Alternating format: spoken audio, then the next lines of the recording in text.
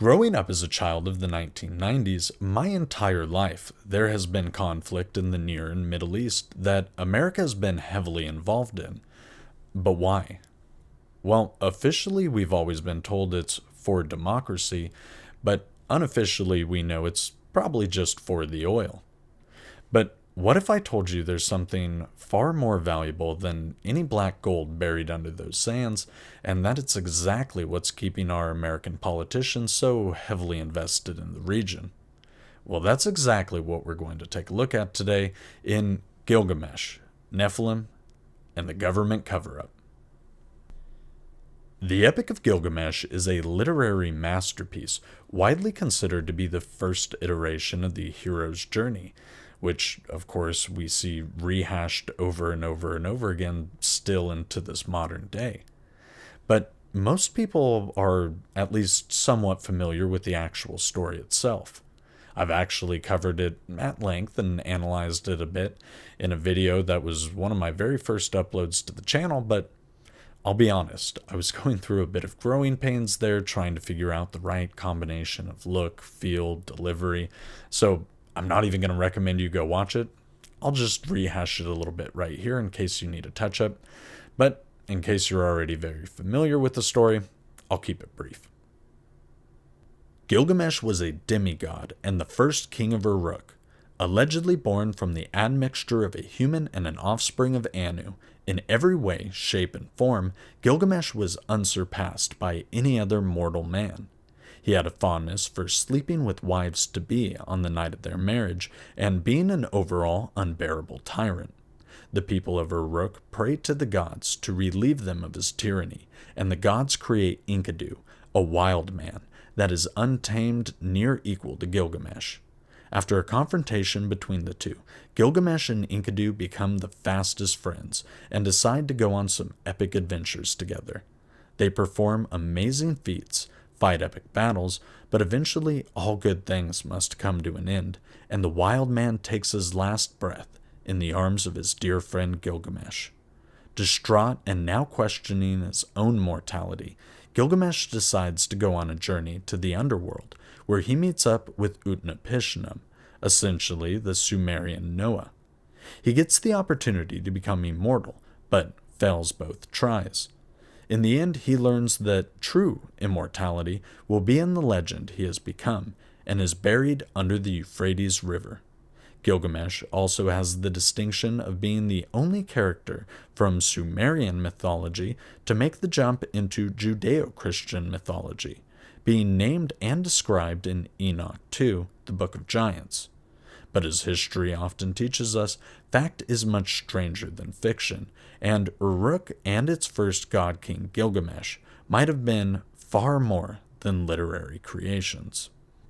In April of 2003, German archaeologists working in Iraq made a monumental discovery when scans revealed gardens, terraces, and administrative buildings exactly as described in the Epic of Gilgamesh. Furthermore, they found what they believe to be a tomb under an old section of Euphrates River that's since diverted and dried up. In a quote to the BBC, Jorg Fassbender said, quote, "I don't want to say definitely it was the grave of King Gilgamesh, but it looks very similar to that described in the epic," end quote, and went on to say, quote, "We found just outside the city, an area in the middle of the former Euphrates River, the remains of such a building which could be interpreted as a burial," end quote. Unfortunately for Mr. Fassbender and the rest of the curious world, just a month prior, the US and its allies had invaded Iraq, and within weeks of the publication of the BBC article, US troops would remove archaeologists from the site, setting up their own personnel and equipment. But before that happened, allegedly, some videos escaped onto the internet showing off the tomb of Gilgamesh. Let's take a look at both of those because both can't be simultaneously true. And while you're looking at both of them, make sure you look for what historical context you might expect to see around the body. Let's take a look at the first one.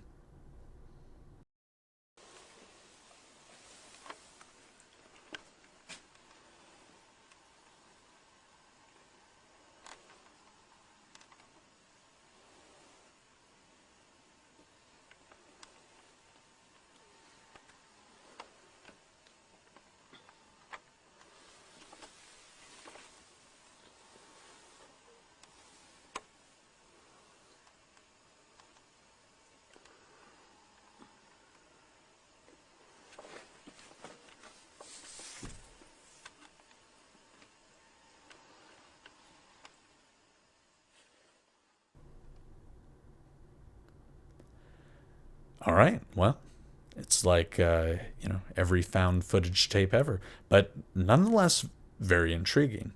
So let's take a look at that second video now.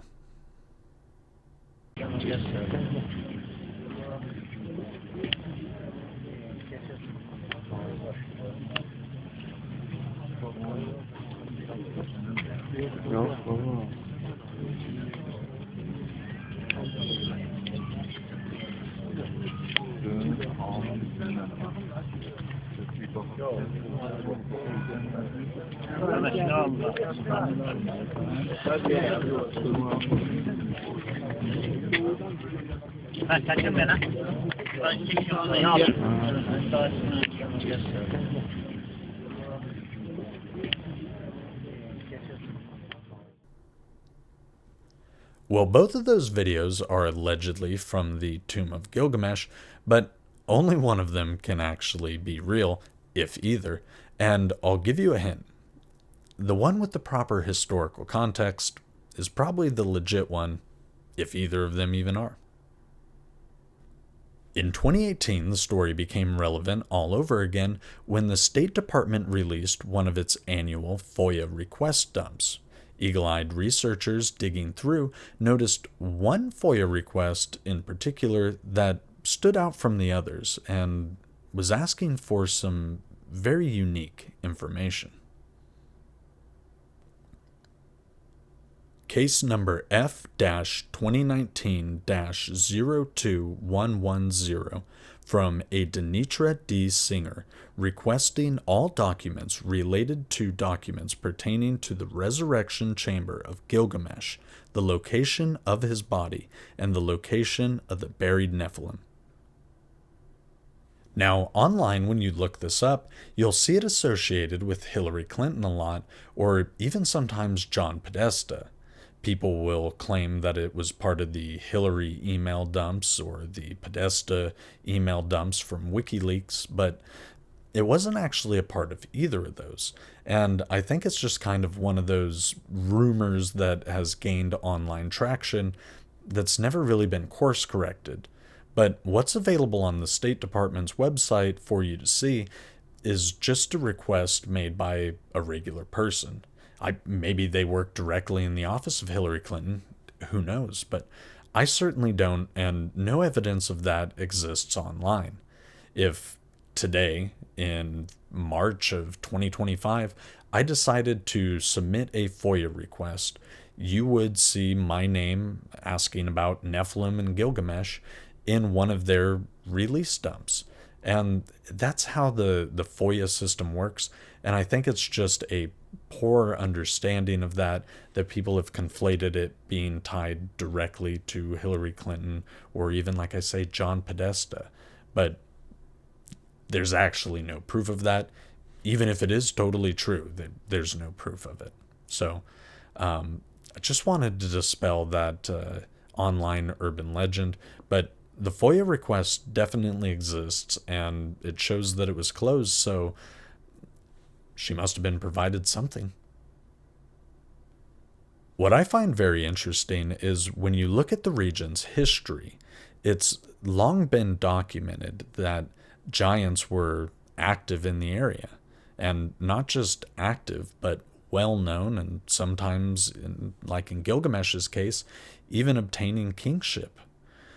We see these narratives persist into biblical times, which was roughly 2,000 years ago for some of the New Testament things. So it's important that we consider just maybe there was a genetic race of giants that lived in the region. But we could also say those are just fantastical stories. But that explanation doesn't quite satisfy what people in the region say and what they know and the stories that the indigenous cultures pass on, and it definitely doesn't account for what a lot of our U.S. service members have seen while stationed in the area. For instance, on December 3rd, 2008, on the Coast to Coast AM show, a soldier called in that was once allegedly a helicopter pilot for a Chinook helicopter. And on one very odd mission, he had some above normal duties. The helicopter pilot recounted his amazing story about picking up a giant's body from a remote mountain in the Kandahar region. He was described as having 6 fingers, being Caucasian in appearance, red-haired, roughly 12 to 14 feet tall, and horrifically smelly. He recounted some second-hand details he was told by the operators that had encountered the giant. Apparently, while on patrol in these remote parts of the region, the unit stumbled upon a large cave opening. Doing reconnaissance to see if it had any insurgents within the cave, it revealed an entirely different type of enemy. A giant pike was hurled out of the cave, stabbing one operator clean through the chest. The rest of the team opened fire, and after a barrage of bullets, managed to subdue the giant. One of the team members from the unit eventually relayed the account firsthand on Coast to Coast AM as well, verifying the pilot's account and adding some extra reinforcing details. A channel by the name of Wartime Stories actually did a really great breakdown on the Giants of Kandahar specifically. I'm going to link to it down in the description below, and I encourage you to check it out because he's a researcher, veteran, and top-notch storyteller, and not only is the video great, down in the comments section there are some very interesting stories by fellow service members and even natives of the region who all can confirm there are some very strange things walking around that desert. With U.S. troops having pulled out of the region in the mid-2000s, and Jorg Fassbender's scans having existed since 2003, it makes you wonder why more data hasn't come from the site since.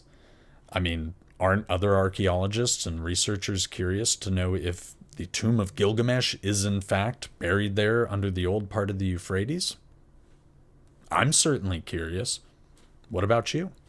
Because I think it's something that demands maybe some more answers, because what we've been given so far isn't very satisfactory, and it's not enough of a meal for us to actually chew on, but it is enough for us to whet our appetite. And when that happens, then wild speculation and rumor and innuendo run rampant, and it's hard to tell the fact from the fiction. And I think that's kind of dangerous, because as much as I love a good story, I like to know the truth. I like to find out what's real, what's not.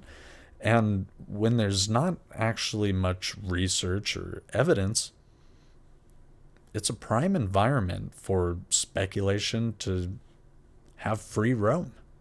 So why would academia not want to shut that down?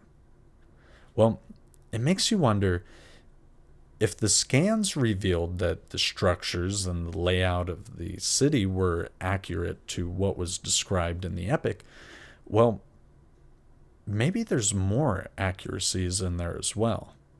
And that might be exactly what they don't want to show off. Because if the city was described accurately and portrayed, pretty one-to-one from the real life to the story, then it makes you wonder if perhaps Gilgamesh was also accurately depicted in the story. A 14-foot tall human giant hybrid of princely seed origin. And if that is the case, well, the implications of that go a whole lot deeper than just Gilgamesh was a giant.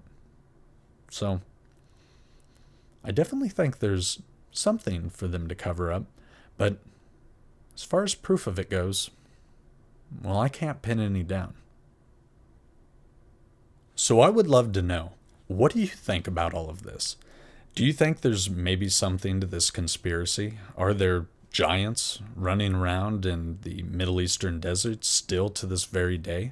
And did the government try and cover it up? Well, government cover-ups are part of everyday reality, and unfortunately in 2025 we're coming to realize just how much a part of our reality government cover-ups actually are. They haven't just been a part of our reality, they've kind of shaped it. But would it change the shape of your reality to know that giants did exist, or even still do exist? And would it shake your reality to know that maybe our biblical narratives, and even further back than that, religious narratives from all over the world, maybe they're actually depicting something else. What do you think? Because I think the evidence is very compelling, although maybe not in this particular case. As far as the wider argument of giants versus no giants goes, there definitely seems to be a massive cover-up, but is it just with the US? Is it with every country? It's hard to say. So if you have any evidence, I would love to hear about it and see it. But in the meantime, I want you to always use your discernment. Don't just run with wild stories when you hear them, because as great as they are, that's dangerous to the actual goal, which is knowledge. We want to be a more knowledgeable, well-informed people. And if we can avoid passing misinformation whenever possible, well, that's great. So do your research.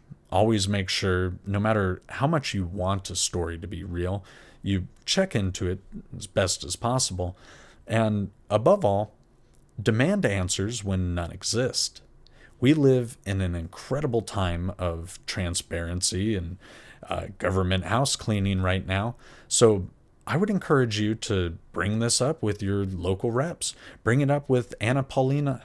There's people out there trying to put disclosure out into the world, especially with the UAP narratives. And the more you dig into giants and their origins, and even the Bible, or the Atrahasis, the Enuma Elish, the Popol Vuh, any of the ancient books seem to relate maybe a lot more to the UAP phenomenon than we might think currently. So in the meantime, be indomitable in your quest for knowledge, and above all, stay curious, my friends.